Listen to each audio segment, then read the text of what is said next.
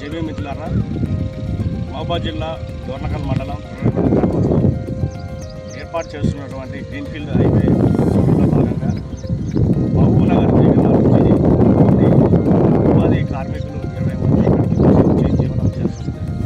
ఇందులో భాగంగానే ఇక్కడ పనిచేస్తున్న క్రమంలో ఇక్కడ కాంట్రాక్టర్ కనీస వసతులు నిర్లక్ష్యంగా నిర్బంధంగా రిక్షాకి చేసుకుంటుంది. మంచినీళ్ళు కూడా ప్రొవైడ్ చేయడానికి పోతే ఎండకి దాహం వేస్తూ ఉండడంతో కొన్ని సురేఖనే బయట మంచిని తాగడం కోసము స్థానిక బావిలో వెళ్ళడం జరిగింది. ప్రమాదశాస్త్రంలో అదృష్టం మరణించింది. దీనికి ప్రత్యక్షంగా పరోక్షంగా ఈ గ్రీన్ఫీల్డ్ ఎవరైతే కాంట్రాక్టర్ ఉన్నారో వాళ్ళే అని మేము బహుజన సమాజ్ పార్టీ డిమాండ్ చేస్తున్నాము. వీళ్ళకి కనీసము లేబర్ లా ప్రకారము ఎలాంటి ఎక్విప్మెంట్స్ సేఫ్టీ సెక్యూరిటీ ఎక్విప్మెంట్స్ కూడా కల్పించలేదు. వీళ్ళకి బాత్రూమ్స్ ప్రొవైడ్ చేయలేదు.